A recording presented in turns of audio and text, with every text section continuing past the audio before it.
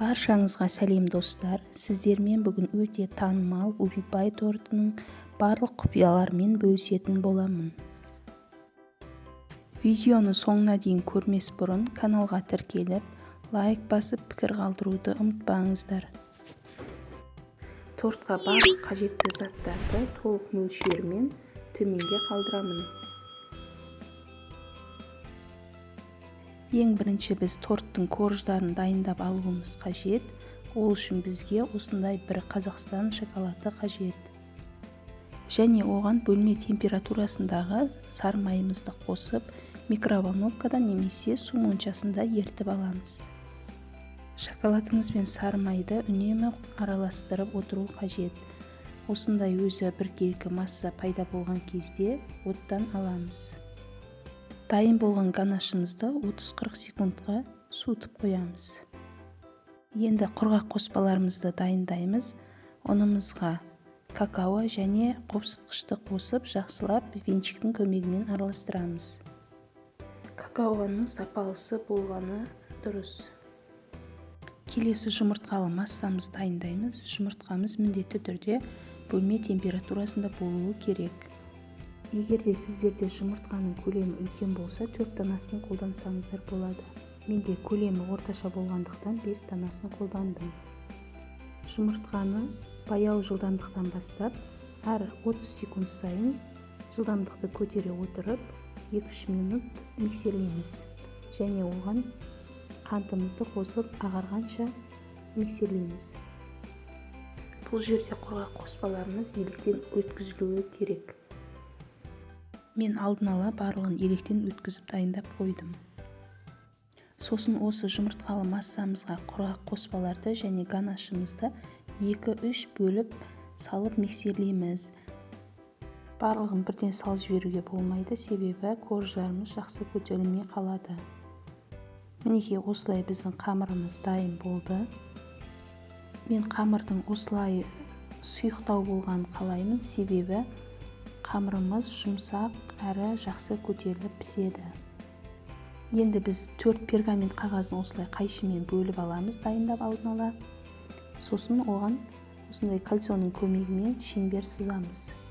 Сіздерде осындай кольцо болмаса, кез келген қазанның қақпағы сияқты дөңгелек ыдысты қолдана берсеңіздер болады. Осы дайын қамырымызды шеңбердің ішіне 5-6 қасықтан бөліп жайып шығамыз. Барлығын бірдей етіп жайып шығамыз. Және екінші жолы бар, кондитерлік қапшыққа салып, оның көмегімен де салсаңыздар, ол да өте ыңғайлы. Корждарымызды пісірер алдын пешімізді жақсылап қыздырып алуымыз керек.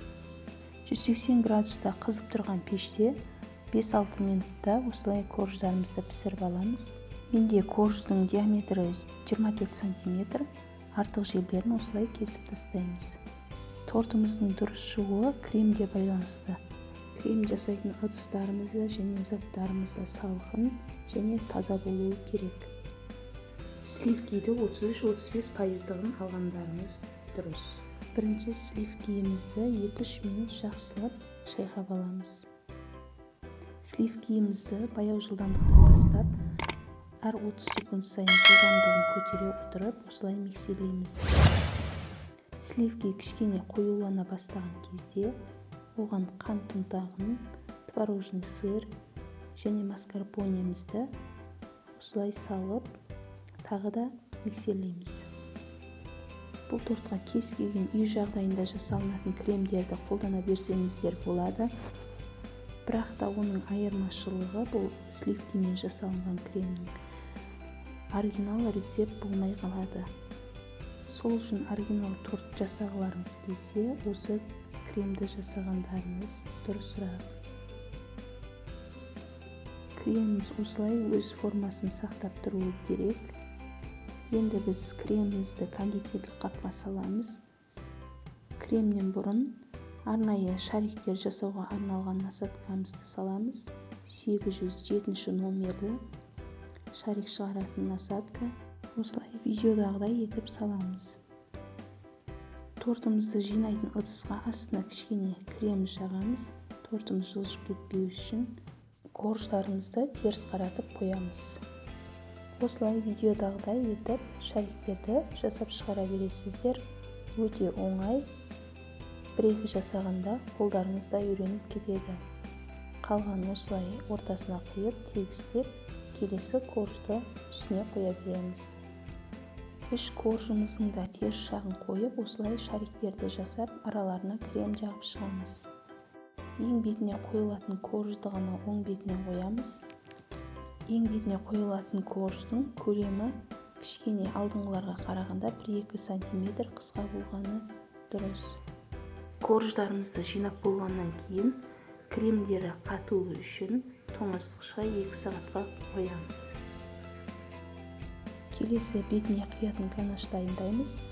Оған сливки мен шоколадымызды ертіп, кішкене 30-40 секундтай суытып, осылай жан-жағына шығарып, жайып шығамыз. Ыстықтай құйып жіберуге болмайды, шетіндегі кремдер еріп кетеді. Торт толықтай дайын болу үшін 2 сағатқа немесе бір түнге тоңазытқышқа қойып қойсаңыздар, торт өте жұмсақ, нәзік болып шығады. Тортты өз қалауларыңыз бойынша әсемдей берсеңіздер болады. Мен жеміс-жидектермен және конфеттермен әсемдеймін.